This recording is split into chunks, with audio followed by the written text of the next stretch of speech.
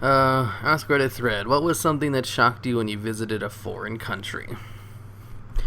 I lived in Japan for a year. The satellite radio at my school had a channel called Roki that played the Rocky theme song on loop 24/7. They also have two channels called Alibi. One is an endless loop of the noises of passing cars and pedestrian chatter, and the other one is a din of pachinko gambling parlor. They are intended to be used as background noise when you call your wife and lie about where you are. What? That's awesome. You know you were having a good time when you're telling your wife you're at a gambling parlor is a safer move. Sorry, honey, I can't make it home. Yes, I missed the last train. No, I'm not with any women. I'm just with a couple of guys from work. We're blind, drunk, and gambling. She bought it, boys. Now rack me up another line of Machinko's fine titties. I got laughed at by a taxi driver in Romania for putting my seatbelt on.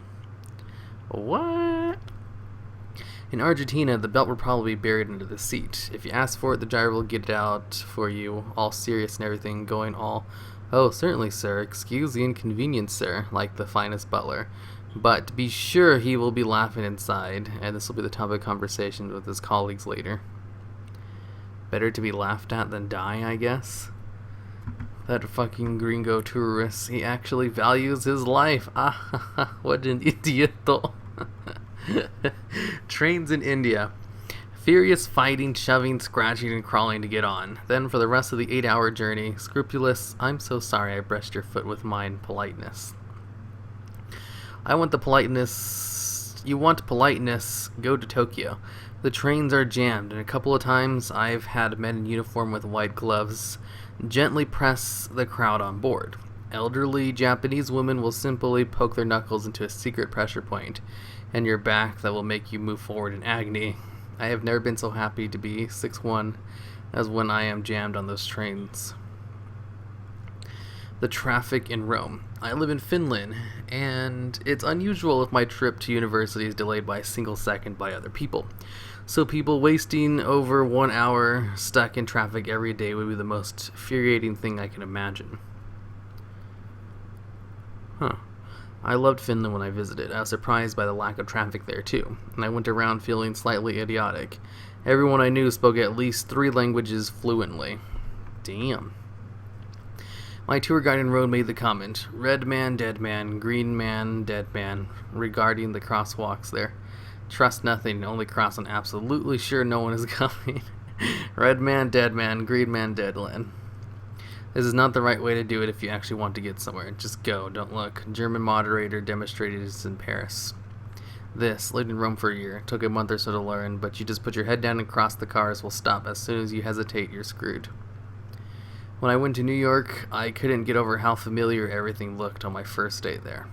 I must have seen way more films and TV shows filmed in Manhattan than I realized, but pretty much everywhere looked exactly as I expected it to. I know what you mean. When I went to New York, I spent the whole time excitedly pointing out things that I've seen on TV and films my whole life.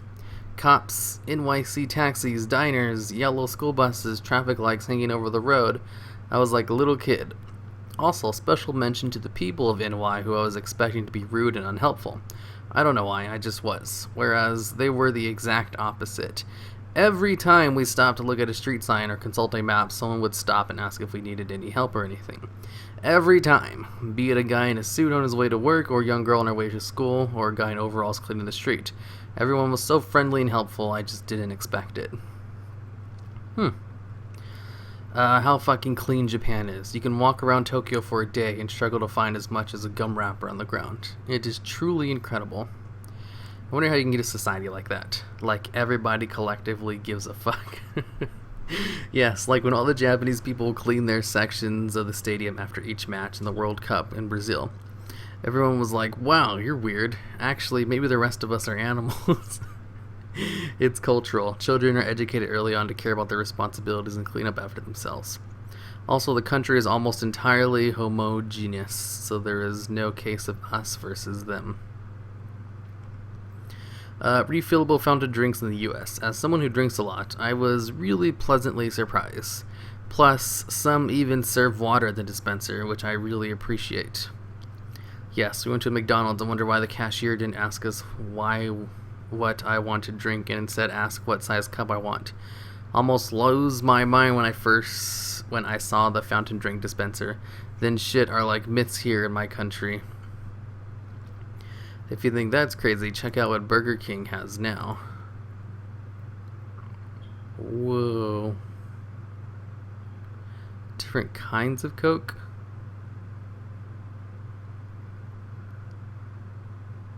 That's amazing. Holy shit. Burger King's new Coke dispenser. That is pretty cool. I love the Magic Coke machine. I can't even make Diet Purple drink, which is damn near impossible to find anywhere.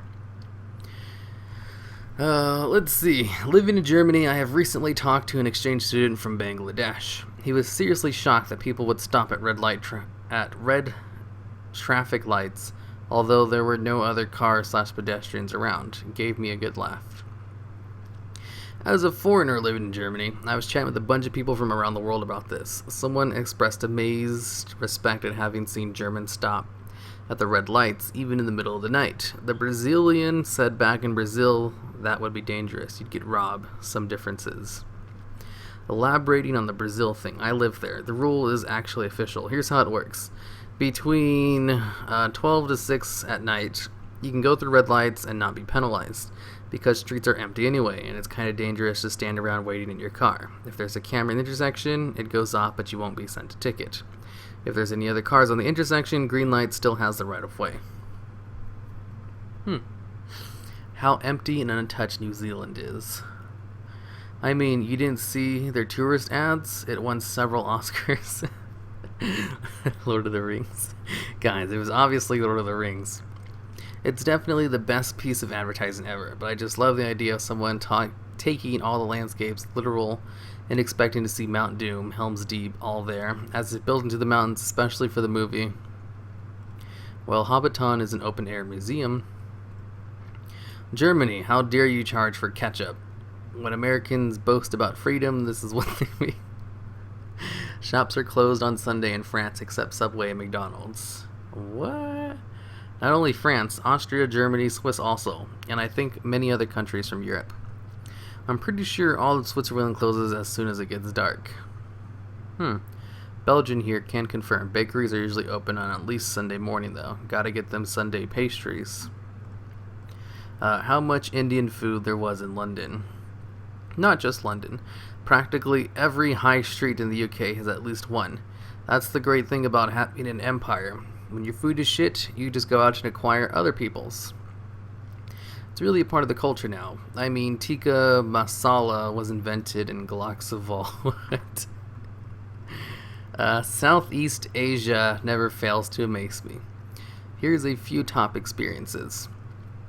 Hanoi, Vietnam. Sweet-looking old woman, looks like late 80s, but was probably younger, shuffles up to a street corner where we're waiting across the street. She leans her back against a sturdy tree right next to us, looks me directly in the eye, and while maintaining eye contact, lifts up her dress and starts to take a massive shit against the base of the tree. Even cracks a little smile mid-process. That's gross. Siem Reap, Cambodia. Teenage girl feigning tears approaching us asking for milk money for her baby. I look at the baby in her arms and it is unmistakably bluish/white/purplish shades that indicates it's clearly dying. We continue on our way and eventually see another girl doing the same thing, then another, and another. After the fourth one, we finally realized, even though it was a different girl each time, it was always the same fucking baby. They just hand the poor thing over from one to the next to keep the scam going. I'm 100% convinced the baby was dead by the end of the week. To be honest, the baby was probably already dead. They often drug the baby so they'll sleep all day and look miserable. Same thing in Istanbul. Falling snow. In Australia, so while we have snow, the chances of experiencing falling snow when you're on holidays is slim. The first time I experienced falling snow was when I was in Paris at the age of 20. I lost my shit, squealing and had a ball. Everyone probably thought I was crazy, but for me it was magical and amazing. My family is from Egypt, but my parents moved to the US before I was born. My aunts and uncles came to visit every so often. They always come during the winter for one reason: snow. It was weird being like 7 or 8 years old and watching my aunts and uncles in their 30s playing in snow like little kids. I remember walking up on a snow day and being excited to go out and play. It was like 8 a.m. They already had forts, a snowman, and about 50 snowballs waiting for me to step outside. That sounds so cute. I wish I had snow. I haven't actually seen the snow since I was 16. I have to drive up north for that. Tassie is so much closer for snow, though. In South Korea, there is no separate shower in the bathroom. The shower head sprays directly on the floor, and there is a drain in the corner of the room. This is true in most of Asia. I like it, making cleaning so much easier. I had this set up in my dorm university, and 20% of the time I would accidentally clean the whole bathroom while taking a shower. It was just too easy. So jealous. In the UK, we often have a fucking carpet in our bathroom/toilet. There's no separate shower in the bathroom. I'm pretty sure they have bathing rooms and actual, like, places to use the restroom. That's how it is in Japan, anyway. This is South Korea, though. Every time I leave Croatia, I have to remind myself that it's not normal for intercity trains to be half an hour late. What? Oh. The first time I took a train in Switzerland, it arrived 2 seconds early. Unacceptable. Should be on time. People seem to drink beer all the time in the Czech Republic. Our local guide said that sometimes workers will have a few beers for lunch and then go back to work, calling it liquid bread or something like that. Well, that is kind of what it is. Haha, seriously, my brother worked there for about a year. Everyone drank at lunch. The cafeteria had beer on tap. This was a nuclear power plant. This is it Czech? Or Czech Republic sounds like Springfield. From India to New Zealand as a child made me feel like I was in heaven. I never knew a place could be so green and clean. In India, I never knew what grass was. I was 7 when I moved. How small all the fruit was in England. 1 apple in the US is like 2 UK apples. I went through a lot of apples. Hungry for apples? When we were in Taiwan, my sister and I were mobbed by schoolgirls on nearly every corner who wanted photos with us. They were totally fascinated by my sister's blonde hair and my curly hair. I had never really considered that Asian people who had never left their country might have never seen any hair types besides straight and black before. A fairly unattractive, ginger, middle-aged Scottish friend of mine was mobbed in Asia. I asked why, and he said in the broadest accent, suppose they think there's something of the dragon aboot me. A friend of mine went to work in Japan, but she is a tallish Irish girl with red hair. She stuck out like a sore thumb there. She told a story about her friend, on the other hand. Some young man knocked on her door and politely asked if she could sit down and he could masturbate while looking at her. She told him to take a hike, and he just smiled, bowed thankfully, and told her to have a nice day. What? Oh, that's... I almost feel obliged to let him do his politeness. You don't ask, you don't get it. Think of what a better world this would be if every sexual proposition went like this. You want to go on a date with me? No, sorry, not interested. Sounds good. See you later. See, that's why Japan is so fucking weird. Their society is so polite and clean and well presented that the weird is stifled and just amplifies. Never hurts to ask. An acquaintance of mine is a blonde, white, young woman who spent a few months down in Guyana. She got proposed to on a daily/weekly basis by random strangers. Not sure if we had the same friend, but a friend of mine had the exact same experience. Started with a cab driver from the airport and ended with a cab driver to the airport. Dang. My sister had a similar experience. She was there as an engineer working on some sort of phone polling software or something. 2 big things she mentions. The proposals were never directed at her. They always started by asking her brother, whichever her male colleague she happened to be with, if he could set them up with her. Half the time her colleagues was black or Asian, but still always, your sister's very beautiful. Can you introduce us? The second was, no matter where she went, she was always Bruni. Took her months to get even the neighborhood kids to call her something approaching her name. How corrupt the police force is in Mexico. Let's see. How cheap everything was in Portugal. Literally, I got a bottle of wine while in grocery store for only $1.19. How price tags in America do not include taxes. How urinals propped up in the sidewalks at night in London. What? Popped up out of the sidewalks at night in London. Shocked and also loving the complete lack of responsible service of alcohol laws in Bali. Get a bit drunk in a pub, Australia, and you risk being cut off. In Bali, they will serve you while you're laying on the floor vomiting as long as you keep paying. Same in Hong Kong. Want to buy cans of beer at the 7-Eleven and just wander the streets getting drunk? No worries. The differences between northern and southern Italy. It's like night and day. For those still asking what the differences, think of England but in reverse and with more sunshine. Or the US. Goes to Milan. Wow, I did not expect this at all. It's so cosmopolitan, so bustling and organized. It's more like France or Germany than what I imagine Italy to be. Man, where did all those Italian stereotypes come from? And he goes to Nepal's. Reminds me of the curse word my dad always shouts. Va fu Napoli translates to go to Nepal or go to hell in the way I hear my family say it. Spotted a Ferris wheel and resort surrounding a reservoir in Afghanistan. Wasn't prepared for that at all. Also, the social aggressiveness of females in Iceland. They will court a male in a heartbeat. Know any cheap hotels in Reykjavik? Let's see. How truly polite the Japanese are, and how unbelievably clean the cities of Japan are. When I visited Tokyo, it was so clean when compared to other capitals and large cities I had visited, London, Paris, Manhattan. It also felt incredibly safe. I saw Japanese people just leaving their wallets, phones, bags, etc. alone at their tables when they visited the toilet.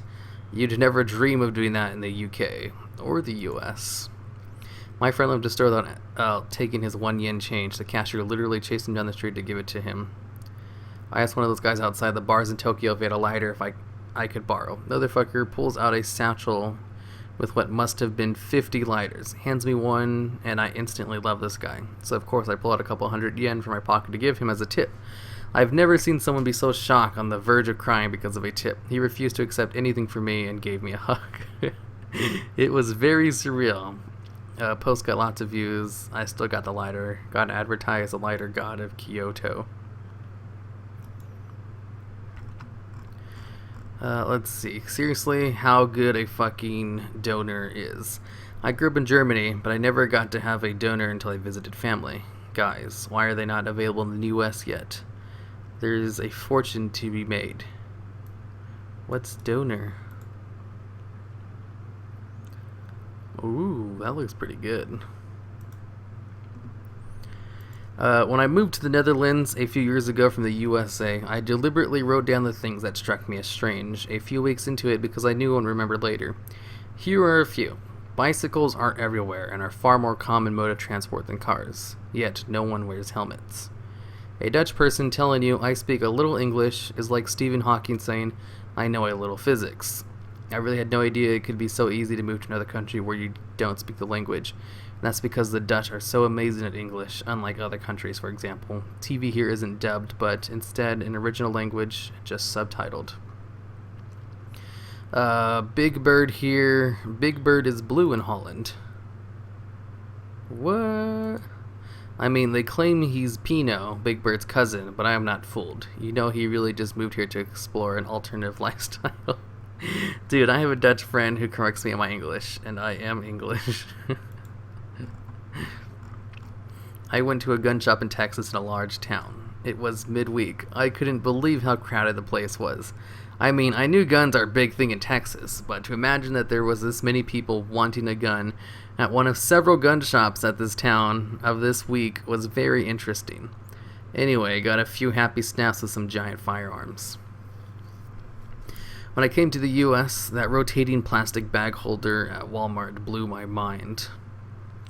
10-year-old children drinking vodka on a beach in St. Pittsburgh, Russia. This was about 1994 when the country was in chaos, but still. When you know traffic laws, Puerto Rico don't. Yeah, you know traffic laws? Puerto Rico don't. Slovakia, Austria. How clean can a country be? Lack of dirt, roads and sidewalks in good condition, flowers everywhere, no old torn posters, no billboards on every lamppost. I like to think that their state or police make them clean up against their own will, but most probably they just like it that way, and we got used to our dirt during communism. When I visited Hollywood, I couldn't believe how disgustingly dirty it was and how unsafe I felt. I may just have been that I was unlucky enough to experience a couple of crazy incidents in my first 2 nights, but it definitely wasn't all the glitz and glamour I was expecting. Edit. I noticed as I posted this that I put incidences instead of incidents, but I decided to see how long it took someone to correct me. Amazingly, it took 7 hours and only 2 people pointed it out. Also, assuming Hollywood. Okay, I can't believe I just read it making an edit about a grammar spelling mistake. Sheep being transported on motorbikes in Morocco. Unisex bathrooms, where several people could be fit in there at once. That was weird. Saw this in a bar in Denmark. I walked into what I thought was the girls' bathroom to see 3 guys. I said an embarrassed apology and walked out to spend the next 10 minutes looking for the non-existent girls' room. Don't take this the wrong way, but as an innocent Irish lad going to San Francisco for the first time, I walked out the airport and I thought I'd landed in Asia or something. I just wasn't used to seeing that many Asians. And coupled with that, the humidity really made it feel foreign. Don't get me wrong, love Asians, just my sheltered mind wasn't prepared. Swedish babies are hardcore, and people are awesomely chill and friendly. In mid-January, I was knee-deep snow everywhere, yet in Stockholm it was pretty common to see parents enjoying a drink at a cafe with a queue of prams outside in the snow. The babies are wrapped up heavily, yes, but they are fully comfortable leaving them outside like that. No fears over child thievery or worries about the cold. These kids are brought up to be metal right from the word go. It's awesome. Imagine if you tried that in the UK or especially US, there'd be hysteria and child services would relieve you of your parenting. Swedish person here, TIL, child thievery is a thing. Surprised people, this is what kids typically look like. Damn, they are wrapped up pretty. How loud people are in the US. I came from a tiny little Sweden where the loudest thing on the subway is the subway. Walking on the subway in NYC and getting hit by the walls of noise is a real shock. Also, the onions in the US are enormous. The amount of snow in Norway during the winter. I am Dutch. When I was 18, a friend and I worked at a hotel in the mountains for a couple of months. We neglected clearing the first tiny bit of snow that fell on the path leading up to the door to our lodgings, which of course melted a little bit, then froze solid, and got covered under a lot more snow very quickly. After shoveling our way through that fresh snow, we were left with a little nice ice ramp. Oh. Went to Canada in the 90s and discovered that McDonald's sold pizza. What? That'd be awesome. In Canada, they sell milk in bags, also ketchup-flavored chips. Okay, you guys got me. I've only been to Ontario. I will try all dressed chips next time in Toronto. I buy milk bags in Minnesota. Well, we are basically Canada. I'm Swedish, and when I went to visit the US, I got shocked by how polite and nice everyone was. Are people mean in Sweden? Mostly us Swedes are pretty non-social in public places. People have a sense of my space, and it's pretty big. If you start a conversation, you'll come across as a weirdo. I visited Washington, D.C., and people chat me up on public transport, at stores, and restaurants. It's weird. How is anybody supposed to get laid if chatting is seen as strange? Get drunk. I feel like people think you're joking, but that's actually the way we do it here. How many U.S. flags were everywhere? Just looking down the street, you would lose track after seeing a dozen or so. The sheer huge size of everything, too, in the U.S. and the cheap cost of junk food. Canada. That the friendly and polite stereotypes were actually incredibly true in my experiences. I loved it. The weather was still shocked me, even though I knew Canada got cold. Until I experienced 2 Canadian winters, I could never have even understood what type of cold felt like. Other things, the amount of amazing squirrels, Canada's rampant marijuana culture. I'd heard of BC bud, but I didn't expect to smell weed every time I went outside somewhere. Are you Australian? Correct. I could have written the exact same post, right down to having spent 2 winters freezing my ass off in Canada. How quickly one gets used to eating US portions of food. They are pretty big.